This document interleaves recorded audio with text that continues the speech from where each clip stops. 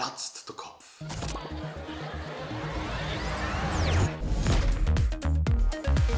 Am Montag ist er wieder mal gesehen, der Burning Man. Oder wie wir Nicht-Zürcher sagen, wenn auch der letzte Kanton noch Fasnacht feiert. Richtig, 6 Leute. Die Street Parade von Investmentbanken und Anwälten, die mittelalterliche Handwerkskostüme tragen. Ist aber ein bisschen Christopher Street Day, wenn die Männer in Strumpfhosen durch die Gasse von Zürich laufen. Nur Männer. Frauen verboten. Kommst du an Zürich? Wann willst du die outen? Ich meine, was ist das für eine Party ohne Frauen? Eine klassische Würstli-Party. Gut, wo Würstli sind, ist ja für nicht weit. Und von dem hat es bei der Hauptattraktion ja genügend. Der Kopf ist noch dran, der Kopf ist noch dran und jetzt ist er weg! Also ich muss ehrlich sein, ich bin noch nie am 6 Leute gesehen.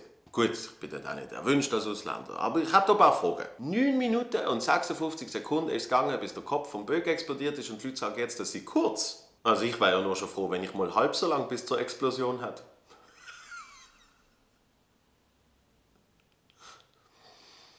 Nächste Frage. Der Bögen verbrennt man also, um den Winter zu vertreiben. Funktioniert ja super. Letzte Frage. Je schneller der Bögen verdatscht, desto schöner wird der Sommer. Was ist denn das für eine Wetterprognose? Dann aber noch lieber noch im Ameisenhaufen rumrollen wie die Mutter aller Wetterschmecker. Das ist aber gut. Jetzt haben wir einen ganz guten Sommer. Zum Glück gibt es auf meinem Telefon aus Taiwan Apps aus Amerika, wo mir das Wetter in der Schweiz erklären. Oder der Bub aus St. Gallen. Regen, Bern bewölkt mit Gewitter, Genf bewölkt, Genf 5 Grad, Bern 8 Grad, Zürich 18 Grad. Der Böge hat sich also am Montag verabschiedet und jemand anders hat sich am Montag zurückgemeldet. He's back. Oder besser gesagt, he's back.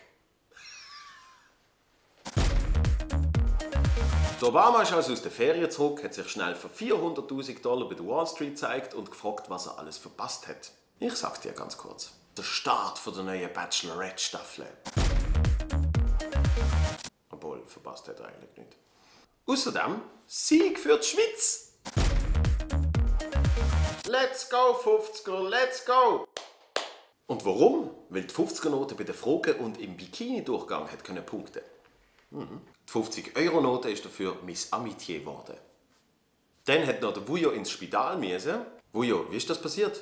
Also, ich bin am Fußballspielen. Ich bin gerannt. Und irgendwann konnte ich nicht mehr rennen. Dann natürlich Trump. Der Trump ist für das frostige Klima verantwortlich. Es ist so frostig, dass sogar fast alle Obstbäume eingefroren sind. Bern bewölkt mit Gewitter. Nein, bitte nicht nochmal. Und ganz krass, der Obama hat den Einhorn-Trend verpasst. Einhörner sind jetzt überall. Ich habe sogar eins in meiner Hose entdeckt. Zwar ein kleines, aber immerhin.